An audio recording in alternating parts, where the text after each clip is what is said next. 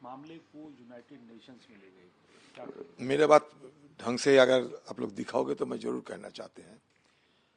देखिए, मैं इसलिए कहा कि आप सारे दिन भर सदन में इस मुद्दे पे चर्चा होना चाहिए, क्योंकि एक छोटी मामला तो नहीं है और हिंदुस्तान के इतिहास के बारे में सिर्फ अमित शाह जी रूबारू नहीं है, और भी तो कोई होंगे।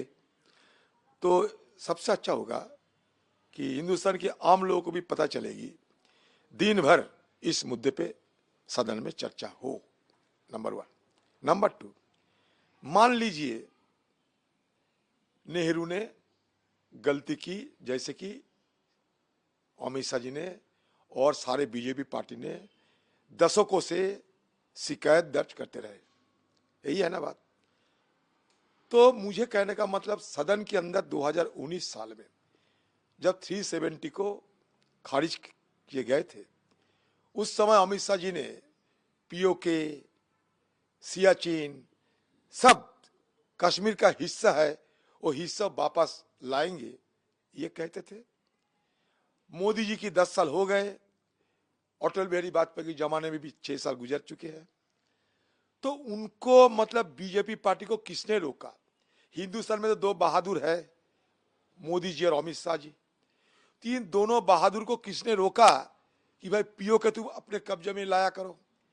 कम से कम पीओके से एक सेब भी तो लाके दिखाओ कि हाँ हमने करके दिखाए।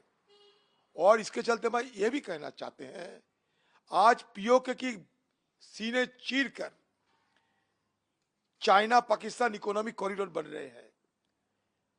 तो ये चाइना इकोनॉमिक कॉरिडोर जब पीओके के चीर कर बन रहे हैं, तो मोदी जी अमित शाह भी क्यों म्यू म्यू कर रहे हैं, क्यों चुप्पी साधे हैं? इतना G7 में जाते हो, संघाई कोऑपरेशन में जाते हो, G20, G24, 420 बहुत कुछ होने वाला है। तो किसने रोका इन लोगों को कि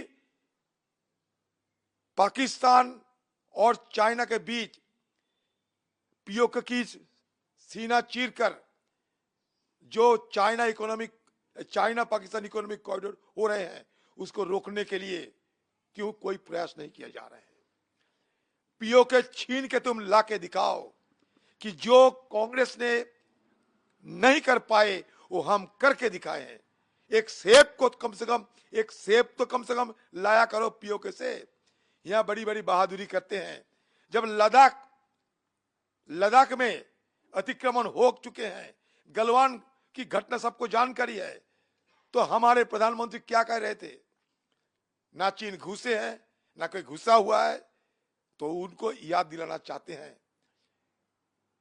कि अगर दम है, हिम्मत है, ये दोनों बहादुर हमारे देश की, जो हर वक्त बहादुरी की बात करते हैं, ये हमटी डमटी दोनों जाके पीओके छीन के हमारा कब्जे में लाए, क्योंकि सदन के अंदर ये बात कहे गए थे। और 1993 में ऑल पार्टी रेजोल्यूशन भी है इस पे। तो हम तो नहीं रोकते,